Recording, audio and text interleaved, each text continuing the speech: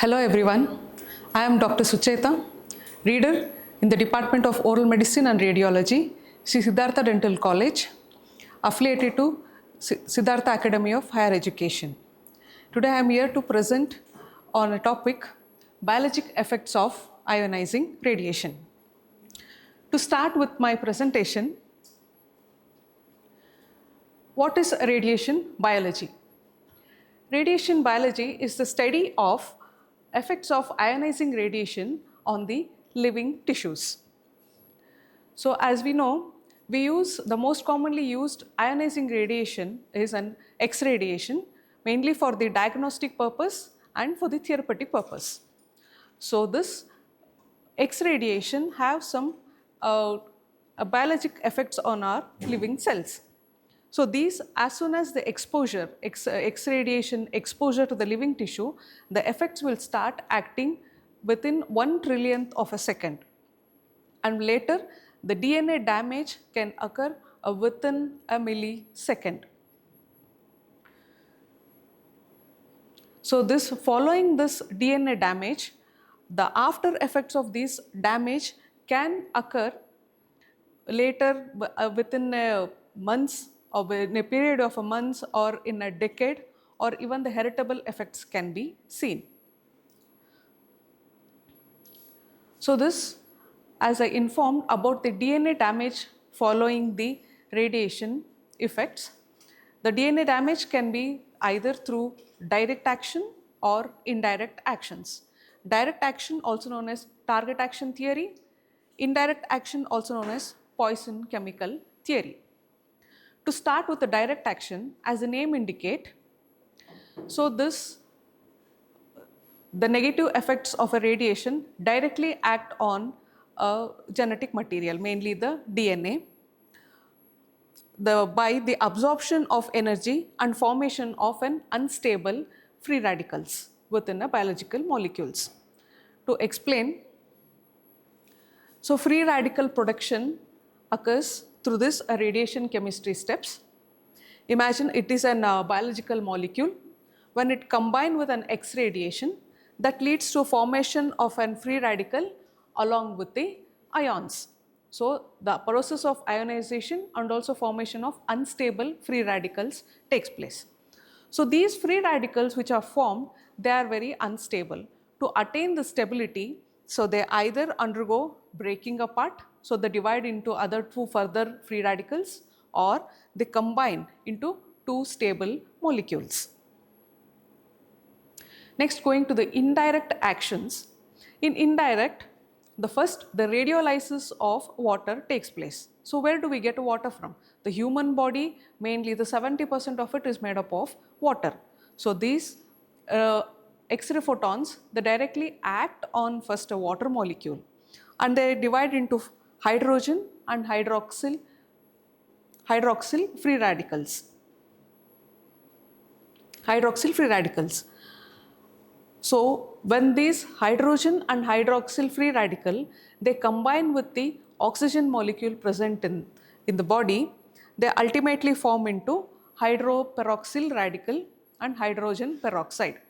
So they are the free radicals which are formed, and they are more primary toxins to the human body. So the interaction of hydrogen and hydroxyl free radicals with biologic molecules leads to the again further free radicals which are very unstable, leading to the DNA damage. So this DNA damage, as we know, the DNA is a double helix model. They're made up of two strands with the base between those strands. So the first damage to the base can occur mainly in 72% of time, followed by damage to the single strand can occur in 27% of time, whereas double strand breakage occurs in 1%. So the breakage in the double stranded the double strand breakage is the rarest form and also more dangerous to the human body, whereas the pyrimidine dimer, that is intra-DNA and DNA protein crosslinks, occurs whenever there is exposure to the UV radiation. But the most common damage occurs by the X radiation for these three. And the next type of damage is the cluster damage. It is defined as two or more double strand breaks within a turn of a DNA helix. So the DNA helix within a one turn, two double stranded breakage occurs, that we call it as cluster damage, and this is the most important damage which leads to the carcinogenesis in humans. So coming to what are the effects of this ionizing radiation on the cell production, that is the mitosis. So in the basic aspect, the mitosis or the cell production or cell replication occurs in the four phases. It starts with the G1 phase, the S phase, that is the synthetic phase, mainly the DNA synthetic phase, and the G2 phase, and then ultimately the mitosis occurs. So the G1, S and G2 phases, the preparation for the cell division occurs. So mainly in the S phase, the replication of the DNA occurs. So now during the replication of the DNA, the chromosomes, first they convert into chromatids, that is sister chromatids, and then they are joined by the centromere, and further these chromatids they divide into daughter chromatids in a further mitosis. So with this basic knowledge, so what are the effects of this X radiation on these chromosomes or chromatids? So the first one being the chromosomal aberration. So when the radiation exposure occurs before DNA synthesis, at that time both the strands of chromatids are broken. So that condition we call chromosome aberration. So whereas the chromatid aberration is the condition where the radiation exposure occurs after the DNA synthesis. So where only one of the arm of the chromatid is broken. So in an picture wise, so whenever there is an X radiation in the G1 phase and the early S phase, the chromosomal aberration takes place. In the late X phase and the G2 phase, the chromatid aberration takes place. So to brief, so these mitotic cells, the G1 phase and the early S phase are more radiosensitive. Late S phase and the G2 phase are less radiosensitive. So then what are the after effects of these chromosomal defects? Either they can become a ring chromosome, the chromosome becomes like a ring with one centromere in the center or without any centromere. And the second type is the dicentric chromosome, where you will get two centromeres. And the third one is the anaphasic bridge formation. All these three categories are lethal to the cell, means they lead to the cell death. And the fourth type is the translocation, where a part of chromatids get interchanged between. And the fifth one is the deletion, the part of chromatids getting deleted. So these two varieties are not so lethal to the cell, but that can lead to the mutation. So now coming to the cell killing. There are three types how the cell death occurs. The first one is the mitotic death. So this is mainly seen in a cell which undergo continuous mitosis. So they have the propensity to undergo continuous cell division. So there are two radiobiologists, Bargoni and Tribendo. So they are based on their work, they have created a law, that is cell radiosensitivity to the killing is directly proportional to the mitotic rate and inversely proportional to the degree of differentiation. So they observed that the most radiosensitive cells have the following characteristics. They should have a high mitotic rate, so they should undergo further future mitosis, and then they are more primitive in their differentiation. They are very immature cells.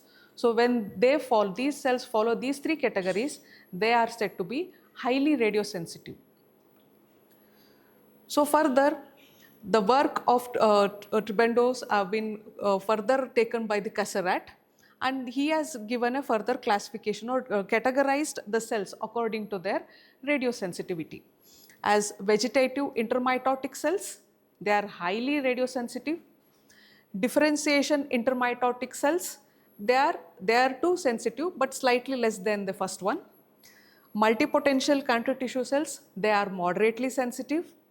Reverting post-mitotic cells, they are low sensitive, and fixed post-mitotic cells are very low. So higher the differentiation, they are the very low radiosensitivity. So after the mitotic cell death, we have the apoptosis. In the apoptosis, where the radiation induced DNA damage leads to the radiation induced apoptosis. So as I said, the cell has to be undergoing mitosis and highly immature. But there are two cells like lymphocytes and serous acinar cells of the salivary glands which are not following that law. Instead, even though they are mature cells, even they won't go further mitosis, but still they undergo, or still they are more radiosensitive because they undergo direct apoptosis. So apoptosis, physiologically it is a cell death induced naturally, but whereas because of the radiation induced, the cell death occurs. So the next one is the bystander effect. In the bystander effect, the cells which are in proximity to the irradiated cells and they need not to be undergoing any radiation, still they undergo death. So that is, it has been proved that, or it is proposed that the damage by the radiation release into their immediate environment molecules that kill the nearby cells.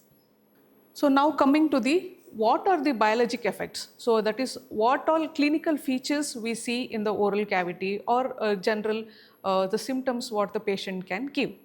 So they are categorized as the stochastic effects and the tissue reactions. So previously these tissue reactions were known as deterministic effects. To start with the stochastic effects, so they are caused by the sublethal damage to the DNA. Okay, and this stochastic effects say to occur, they need not to be any threshold dose. So any dose of radiation has the potential to induce a stochastic effect. Even a single X-ray photon can cause damage to the DNA leading to the stochastic effect. So either any one cell can undergo or none of the cells can undergo. It is like all or none phenomena. So that is why the probability of causing a stochastic effect increases with the dose. So if you give more and more dose, the probability of occurrence get increased. So what is the best example for the stochastic effect in the human body is radiation induced cancer. So this radiation induced cancer, it is clinically or histopathologically, you cannot differentiate it between the cancer which arises sporadically or a chemical induced one. And then this radiation induced cancer has a long latent period, that is from exposure to the occurrence. So once if the patient get exposed to the radiation, now he can develop a cancer after a decade or 2 decades. You cannot suspect that or predict that. And then children are at high risk of getting a cancer when compared to the adults. So what are the radiation induced cancers we can expect? The leukemia, thyroid cancer, salivary gland cancer, breast cancer, and the cancer related to the brain and the nervous system. Okay. So finally, the heritable effects on the human have less risk when compared to the cancer occurrence. So now going to the deterministic effects. So the new terminology for them is the tissue reactions. So what are the tissue reactions? They are these tissue reactions occur when the threshold dose of a radiation increased. So they need a particular threshold dose to occur. So within the threshold dose, there won't be any tissue reactions. So once the threshold dose is crossed, definitely most of the patients will develop deterministic effects. So threshold dose, then what is threshold dose? Which produces tissue reaction in 1% of an exposed individual. So severity of the reactions is proportional to the dose. So more the dose, more the severity of this reaction. So now we'll start with the deterministic effects on the embryos and the fetuses. So what are the effects we can see? So again, it depends on the dose and the gestational age of a fetus. So threshold dose is 100 milligrays units. So in the peri-implantal period, that is in 0 to 9 days, when the threshold dose, if there is more than a threshold dose of radiation is given, there will be definitely embryonic death. So after 15 days of gestation, once the threshold dose is crossed, microcephaly with the intellectual disability will be occurring. So in 8 to 25th week of gestation, definitely intellectual disability will be seen. The two when it is crossed 300 milligrays of threshold dose. Fortunately, the estimated fetal dose from the dentomaxillofacial radiation is just 10 micrograys, which is 10,000 times less than the proposed threshold dose. So basically, this dentomaxillofacial radiation, it is safe during pregnancy, provided we take with all the necessary radiation protection precautions. So now coming to the effects of radiotherapy on the oral tissues. So I was speaking about the radiation as a diagnostic, now the radiation as a therapeutic.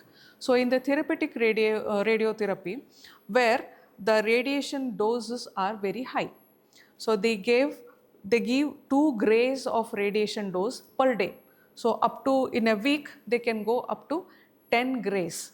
So at the end of a radiotherapy, they can give up to 60 to 70 grays. So what are the effects? The direct irradiation to the capillaries that can lead to the degeneration and the necrosis.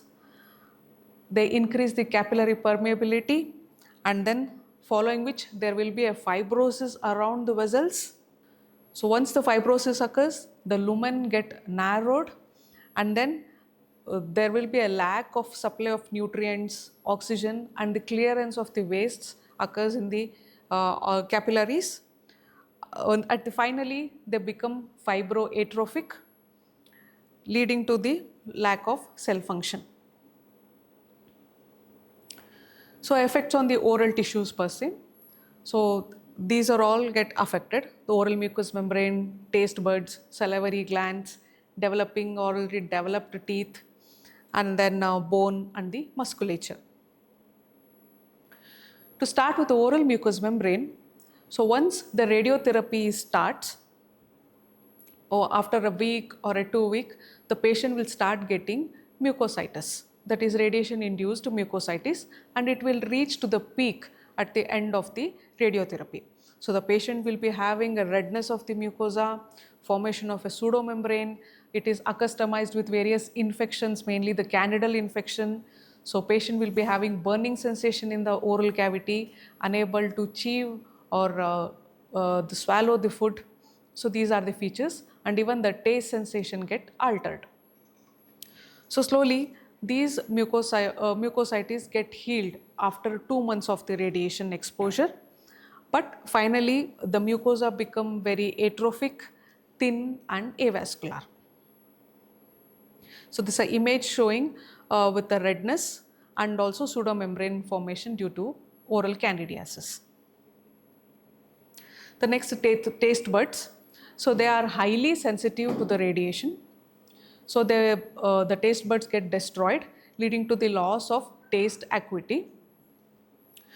And once, because of the even mucositis and the loss of taste, the patient will have difficulty in having food. So once these taste buds get regenerated after 2 to 3 months after the stoppage of radiotherapy.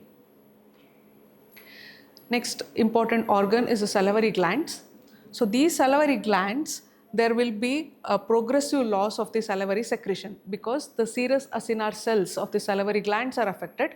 So the saliva secretion get reduced and leading to the hyposalivation. So nothing but xerostomia. So the patient complains of dry mouth, difficulty in chewing and the swallowing, saliva becomes very thick, and the pH of the saliva becomes more acidic.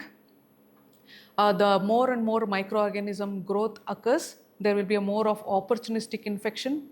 The flushing action of the saliva get reduced, and even the buffering capacity of the saliva get reduced because of these changes. Coming to the teeth, so effects of teeth. So there, whenever there is a radiation, excessive dose of radiation on the developing teeth, they can affect the retarded root development. So especially in the children who undergo radiation therapy, so they can have a retarded root development or complete absence of a tooth bud, death of a tooth bud, or a dwarf tooth can be seen. Coming to the radiation caries, so whenever there is an radiation exposure to the already developed tooth, so the patient can experience a radiation caries. So this radiation or X radiation won't directly cause a caries because of the xerostomia which is produced by the salivary gland dysfunction will lead to the radiation caries. So as I explained, there will be a xerostomia, there will be increase in the production of opportunistic microorganisms, and there will be increase in the Streptococcus mutans, Lactobacillus, and also Candida, and there will be loss of flushing action or a buffering action of a saliva become more of acidic in nature. Also, all these features will lead to the formation of radiation caries. So radiation caries are of three types clinically. The first type is the superficial one, so occurring most of the surfaces like buccal, palatal, mesial or distal surfaces. The second category is the caries involving the cementum and the cervical 1/3 region of the roots, that is at the neck of the tooth. And the third category is the dark pigmentation of the entire crown. So under these three categories you can see a radiation caries. So coming to effect of radiation on the bone. So the primary damage to the bone is due to radiation induced damage to the vasculature mainly. So and also there are the radiation can also affect on the osteoblast, that is bone forming cells. So the frequent irradiation, normal bone marrow will also get fibrosed or undergo fatty marrow connection. So this marrow tissue becomes hypovascular, hypoxic and hypocellular. So these three conditions will lead to the osteoradionecrosis, that is necrosis of the bone due to the radiation induced. So the image showing the necrotic bone exposed in the oral cavity. So next, going to the effect of radiotherapy on the musculature. So radiation causes inflammation and fibrosis of any musculation leading to contracture in the trismus. So the patient is unable to open the mouth. He will be having a restricted mouth opening. So even this restricted mouth opening can extend up to the 2 months of the further radiotherapy. So the mouth opening exercises will help in improving the condition. So this is a comparison table which is given based on the stochastic effects and the deterministic effects. Stochastic effects mainly from the sublethal DNA damage. There won't be any threshold dose for that. Any minimum dose can also cause a damage to the DNA. Severity of the clinical effect is independent of the dose. Either an individual manifests the clinical feature or he won't. The frequency of the effect proportional to the dose. The higher the dose, the chances of him getting the stochastic effect is more. Whereas deterministic effect, so there is a threshold dose. So anything within the threshold dose, there won't be any tissue reaction. Okay. And then once the threshold dose is crossed, patient will definitely develop a tissue reaction or a deterministic effects. So that is why the severity of the clinical effect is proportional to the dose. And then probability of the effect is independent of the dose. And most important thing is the diagnostic radiology, the amount of dose we give in the diagnostic radiology won't cause any deterministic effects in a patient. So to conclude, while ionizing radiation is an indispensable diagnostic and therapeutic tool, its biological impact necessitates judicious use, proper protection, measures and strict dose minimization to balance the clinical benefits against the potential risk. So this concludes my presentation. Thank you.